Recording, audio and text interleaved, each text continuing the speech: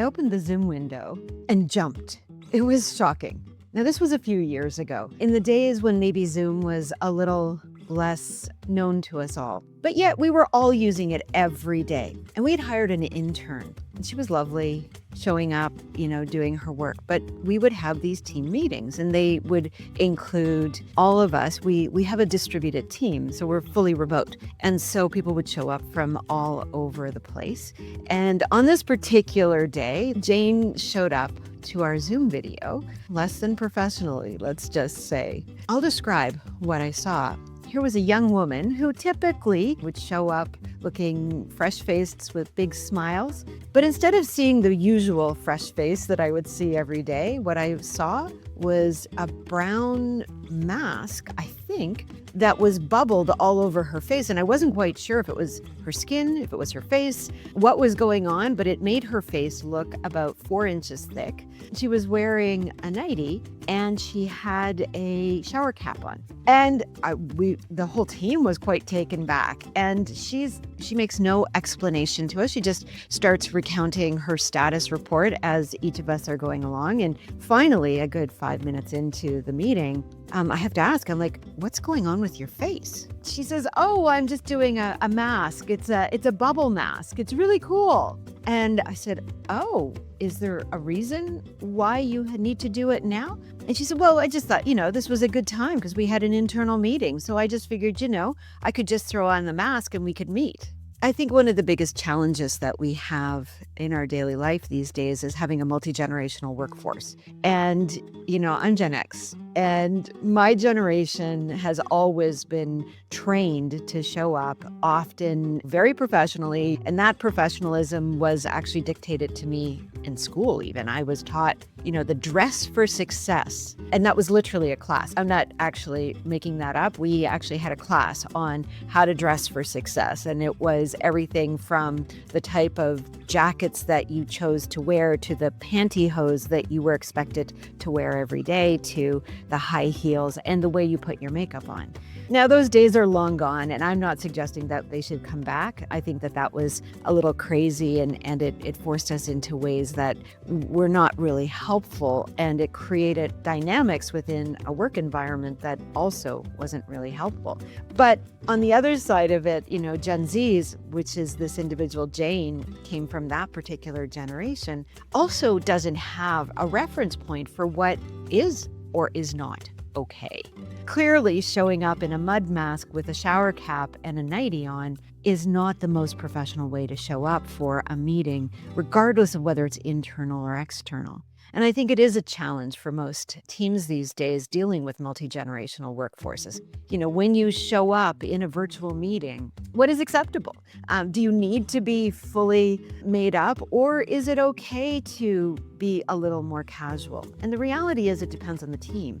But what I can tell you as general guidelines, and this is something that each of you should be taking to heart, is that when you are showing up, there are a couple of basic rules. Number one, are you lit properly? It's important your team see you. I take a lot of time to make sure that that's the case for me.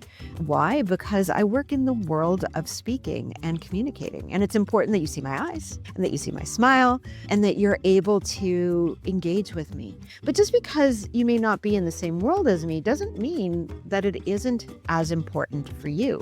Your boss should be able to see you and clearly make out what is around you. And again, looking at your background. If you've got a background, if you're not able to be in a room that maybe is more private or has a decent look behind you, blur your background. But make sure you're well lit, because again, these are things where it's very difficult for your team. If they're trying to focus on you or the background and it's bizarre, it's challenging. But you want to make sure your background is not distracting. That's the most important thing. So don't have a plant behind you that looks like it's growing out of your head. I've seen that happen many times. And it literally is distracting for the people who are in the meeting with you. So check what's around you. Next is make sure you're in a quiet environment. Now, again, it may not always be possible. We used to have our office in a co-working facility, and sometimes it would get quite loud. In those cases, I wore noise-canceling headphones that not just canceled the noise for me, but more importantly, for the person who was on the other side of that call. You don't want things to be so loud that they are literally flinching. And often that will happen if you don't have the right type of microphone or the right type of compression or noise canceling technology. So test it. Make sure that you know that if you are going to be in a noisy environment, you've got headphones that are going to help you to, not blow out the eardrums of the person who you're speaking with. I mean, these seem really basic, but I know that for some people, this is all new. Again, especially if you are new to the workforce, like Jane was with us. As much as I assumed that it would have been clear that showing up in a bubble mud mask, a shower cap, and a nighty was not professional, it wasn't for her. And in fact, when we sat her down and said, this is not okay to show up this way, she was actually shocked and didn't actually understand why. And we had to explain that it was a professional environment and it was about respecting the people who were on the call, that showing up, doing your own self-care was a sign that you, in fact, were not necessarily as focused on the work you were doing as you were on how you felt. Now, I'm all for self-care, but again, choose your time, choose your place. In a Zoom meeting, in a status call with your team is not the time for self-care. Rather, it's the time to be respectful of yourself and of the team that you're a part of, and to show up fully focused on the work you're doing. Well, I hope this has been helpful, and maybe you got a little chuckle like I did as I remember that moment of literally flinching and jumping as I saw this person with a face that looked like she had just walked out of, I don't even know what it looked like. It actually looked like lava on her face. That's what it looked like. A face that looked like she had been in a lava storm. This is the kind of work that we do at Talk Boutique. We work with people, we work with teams, individuals, and organizations, and we help them to become better communicators so that they can get their message out in the world to create impact and grow their business. And if that's something that you need help with, go ahead and book a call with me. I'd love to learn a little more about your business and how we might be able to help you.